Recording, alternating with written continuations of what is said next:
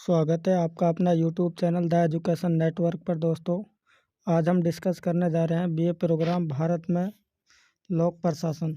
Most important topic रहने वाला है दोस्तों बीए प्रोग्राम वालों के लिए, यानी कि पब्लिक एडमिनिस्ट्रेशन इन इंडिया। आज का जो यूनिट है हमारा फर्स्ट यूनिट का, हम मोस्ट इम्पोर्टेंट क्वेश्चन यहाँ पर डिस्कस करने जा रहे हैं सेमेस्टर 1 के लिए। दोस्तों, ये वीडियो है न्यू एजुकेशन पॉलिसी के तहत जो सिलेबस चेंज हुआ है उसी के अनुसार हम इसको पढ़ने की कोशिश करते हैं, यानी इंडियन एडमिनिस्ट्रेशन। ये जो वीडियो रहने वाली है DUSOL और NCWeb यानी इग्नू और अदर यूनिवर्सिटी के लिए भी महत्वपूर्ण वीडियो रहने वाली है। चलिए दोस्तों, बिना टाइम गवाए हम अपने क्वेश्चनों की तरफ चलते हैं। मोस्ट इम्पोर्टेंट क्वेश्चन है दोस्तों, आइए समझने की कोशिश करते हैं। क्या है हमारा पहला क्वेश्चन, लोक प्रशासन से आप क्या समझते हैं? क्या है दोस्तों लोक प्रशासन? मोस्ट इम्पोर्टेंट क्वेश्चन है, ये कई बार पूछा हुआ पेपर में।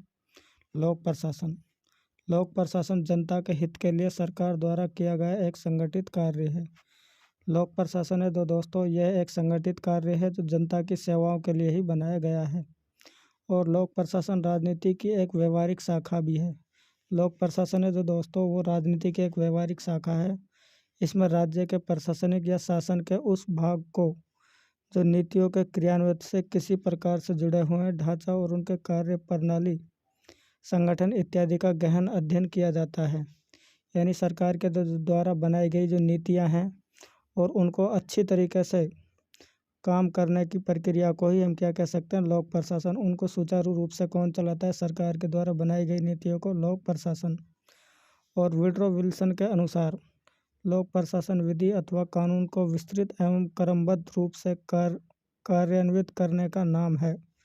विधि को कार्यान्वित करने की प्रत्येक क्रिया एक प्रशासनिक कार्य है। चलिए दोस्तों, नेक्स्ट पॉइंट की तरफ चलते हैं। नेक्स्ट पॉइंट क्या है हमारा, भारत में लोक प्रशासन के विषय की शुरुआत 1937 में हुई है।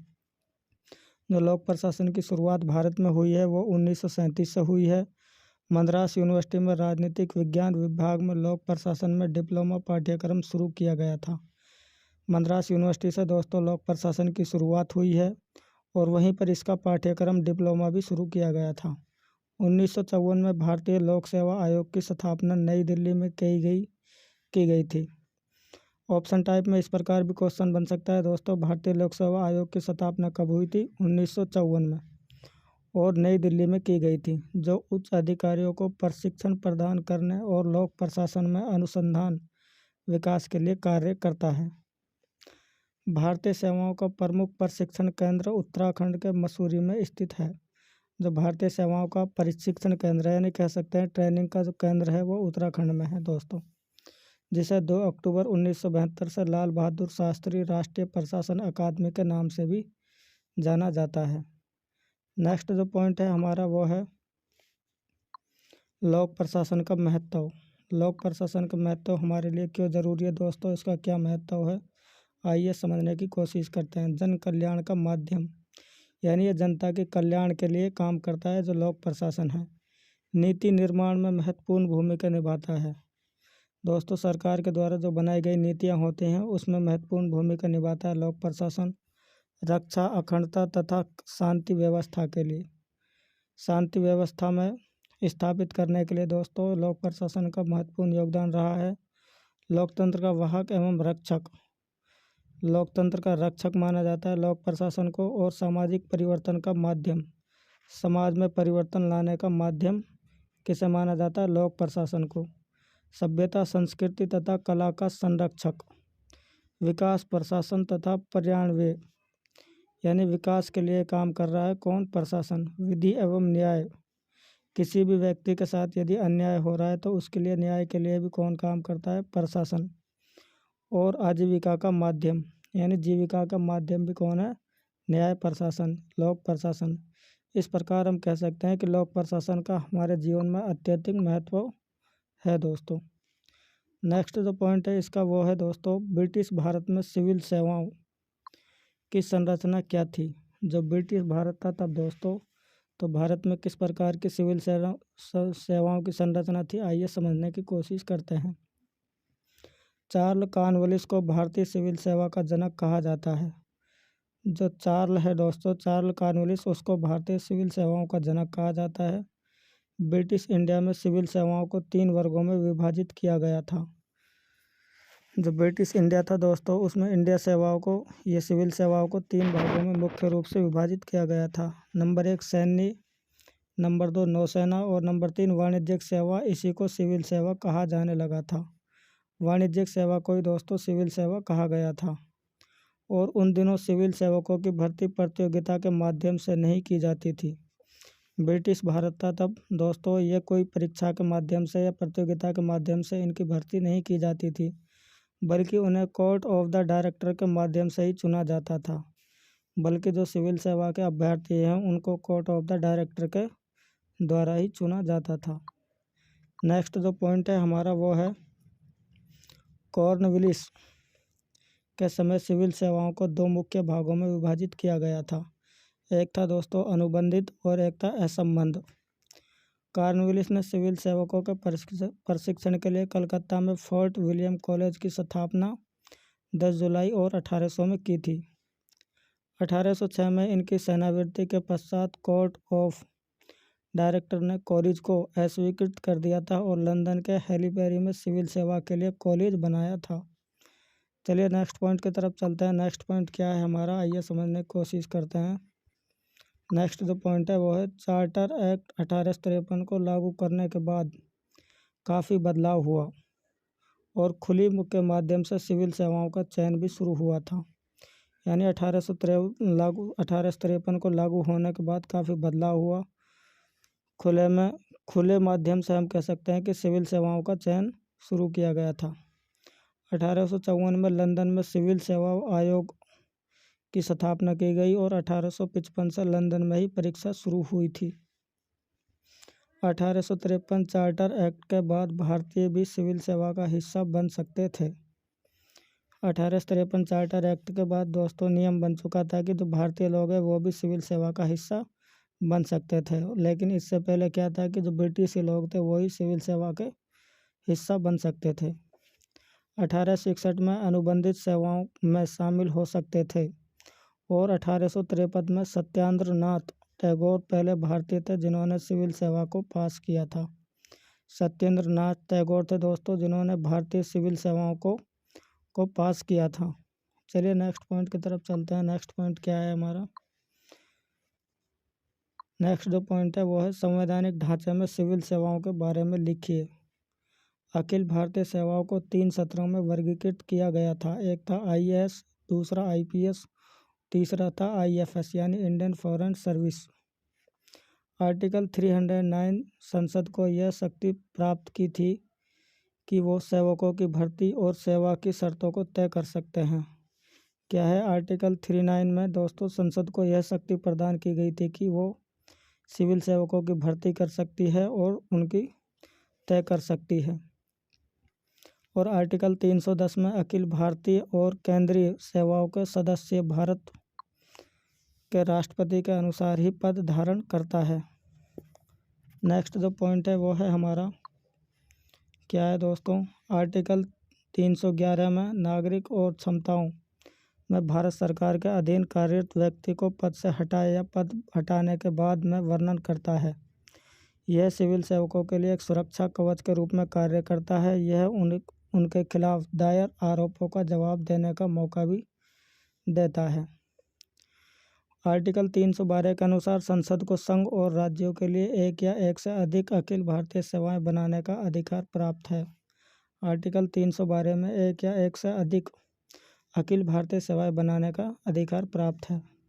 और आर्टिकल 335 में संघ या किसी राज्य के कार्यकलाप से संबंधित सेवाओं और पदों के लिए नियुक्तियां करने में अनुसूचित जातियों और अनुसूचित जनजातियों के सदस्यों के दावों को प्रशासन की दक्षता बनाए रखने की संगति के अनुसार ध्यान रखा जाएगा।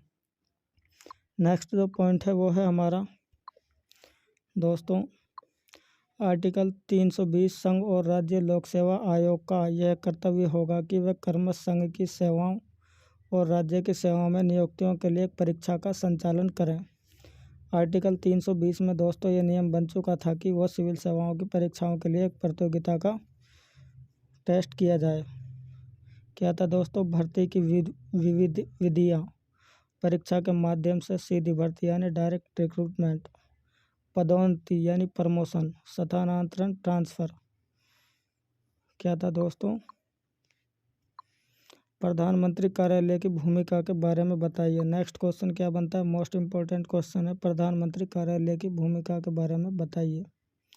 प्रधानमंत्री के सीधे नीचे आने वाले उनकी नज़दीकी अधिकारियों और कर्मचारियों का दबाव समूह जो प्रधानमंत्री कार्यालय के सारे कामकाज को संभालते हैं।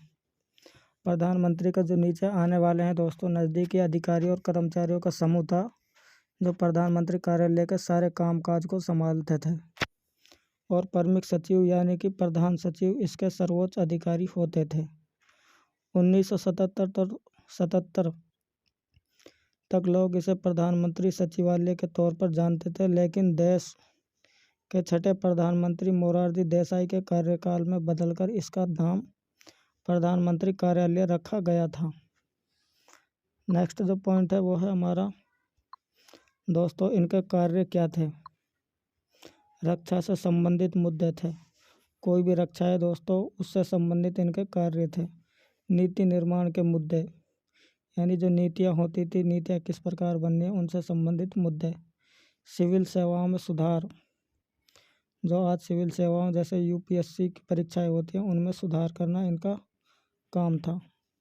सभी प्रमुख फैसले जो मंत्रिमंडल सचिवालय से संबंधित हो, प्रधानमंत्री को सचिवीय सहायता प्रदान करना और एक थिंक टैंक के रूप में कार्य करना।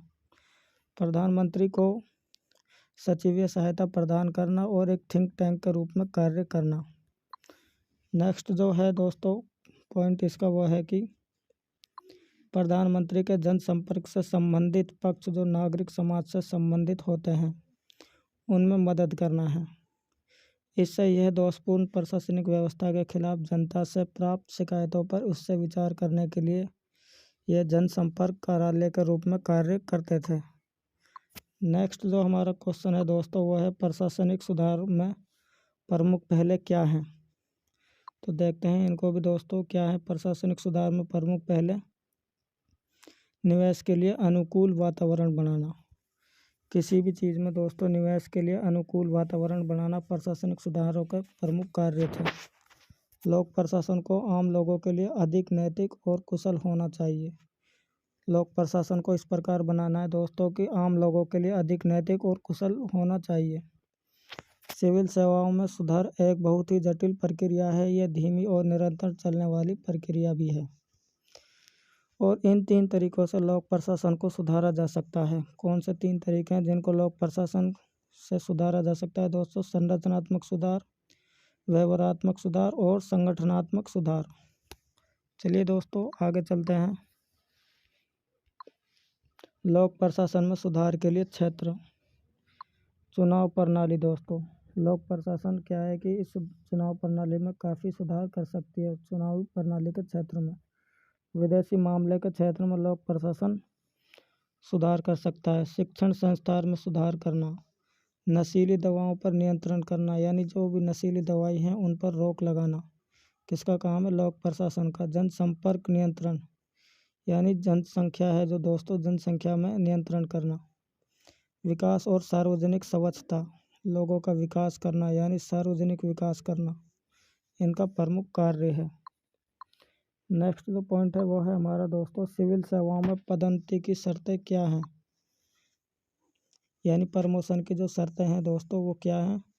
प्रमोशन शब्द की उत्पत्ति प्रोमोवर से हुई है जो कि लैटिन भाषा का एक सी शब्द है जिसका अर्थ है आगे की ओर बढ़ना।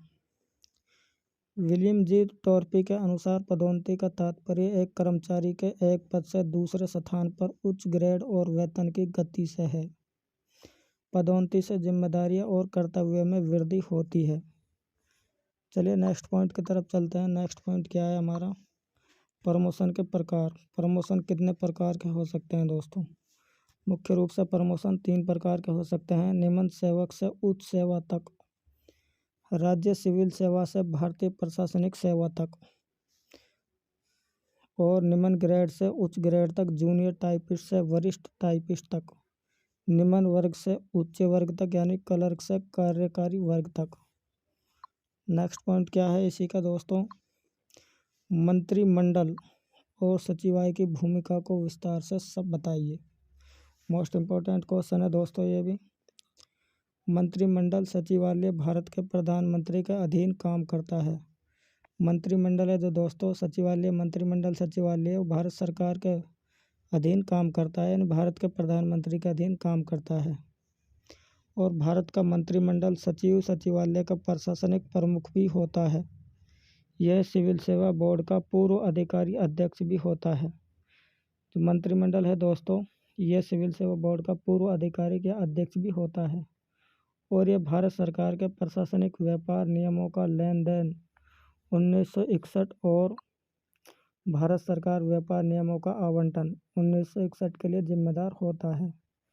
यदि आप लोगों को वीडियो पसंद आई हो तो दोस्तों वीडियो को लाइक करें, चैनल को सब्सक्राइब करें, हो सके अपने दोस्तों में इस वीडियो को शेयर करना ना भूलें ताकि वो भी अपनी तैयारी को पूर्ण रूप से अच्छी कर सकें। जय हिंद दोस्तों, जय भारत।